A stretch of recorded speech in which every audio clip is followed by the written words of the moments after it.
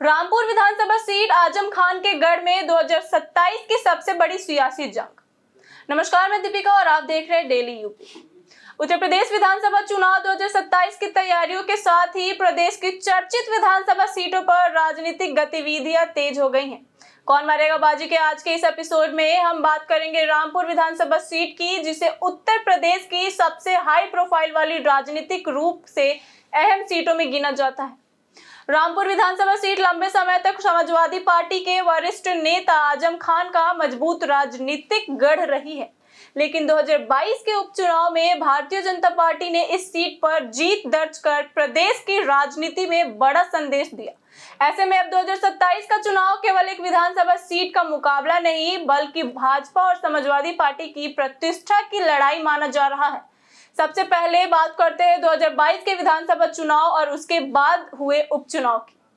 2022 के विधानसभा चुनाव में समाजवादी पार्टी ने आजम खान को उम्मीदवार बनाया था। उन्हें 1,31,225 वोट मिले और उन्होंने जीत दर्ज की। वही भारतीय जनता पार्टी के आकाश सक्सेना को 76,084 वोट प्राप्त हुए। इस तरह समाजवादी पार्टी ने रामपुर विधानसभा सीट अपने कब्जे में बरकरार रखी और एक बार फिर इस सीट पर अपना दबदबा साबित किया। हालांकि बाद में आजम खान की विधानसभा सदस्यता रद्द होने के कारण इसी वर्ष इस सीट पर उपचुनाव कराया गया। उपचुनाव में भारतीय जनता पार्टी ने एक बार फिर आकाश सक्सेना को उम्मीदवार बनाया। उन्होंने 81,432 वोट हासिल कर जीत दर्ज की। वही समाजवादी पार्टी के मोहम्मद आसिम राजा को 47,296 वोट मिले। भाजपा ने करीब 34,136 वोटों के अंतर से जीत दर्ज करते हुए यह सीट समाजवादी पार्टी से छीन ली।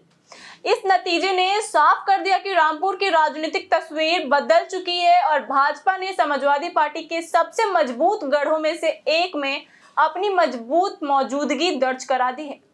अब बात करते हैं रामपुर विधानसभा सीट इतनी महत्वपूर्ण क्यों मानी जाती है।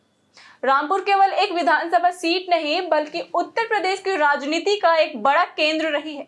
वर्षों तक यह सीट आजम खान की राजनीतिक पहचान बनी रही और समाजवादी पार्टी का अभेद किला मानी जाती रही। लेकिन उपचुनाव में भाजपा की जीत के बाद यह सीट प्रदेश की सबसे चर्चित चुनावी सीटों में शामिल हो गई। अगर रामपुर विधानसभा क्षेत्र की बात करें तो यहाँ शहरी और ग्रामीण दोनों तरह की आबादी रहती है। कृषि, व्यापार, लघु उद्योग और हस्तशिल्प यहाँ की अर्थव्यवस्था के प्रमुख आधार हैं। वही रोजगार, शिक्षा, स्वास्थ्य, सड़क, बिजली, कानून व्यवस्था और स्थानीय विकास जैसे मुद्दे भी मतदाताओं के लिए अहम बने हुए हैं।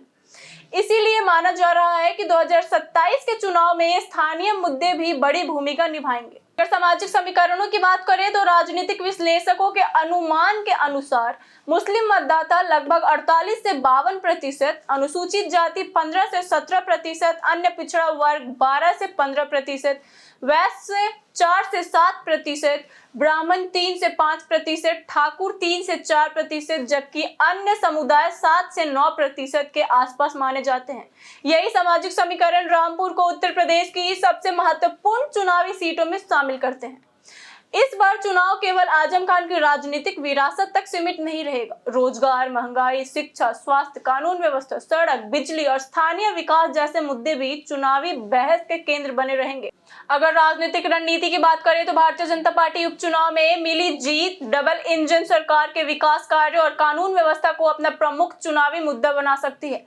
वही समाजवादी पार्टी आजम खान की विरासत, अपने पारंपरिक वोट बैंक और स्थानीय मुद्दों के सहारे इस सीट पर दोबारा कब्जा करने की कोशिश करेगी। राजनीतिक जानकारों का मानना है कि रामपुर विधानसभा सीट का मुकाबला केवल 2 उम्मीदवारों के बीच नहीं होगा, बल्कि यह 2027 के विधानसभा चुनाव में भाजपा और समाजवादी पार्टी की राजनीतिक ताकत की भी बड़ी परीक्षा होगी। अब सबसे बड़ा सवाल यही है कि क्या भाजपा रामपुर विधानसभा सीट पर अपनी जीत बरकरार रख पाएगी?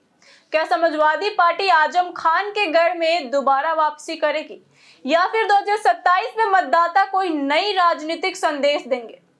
आपके अनुसार 2027 में रामपुर विधानसभा सीट कौन बाजी मारेगा? अपनी राय हमें कमेंट बॉक्स में जरूर बताएं।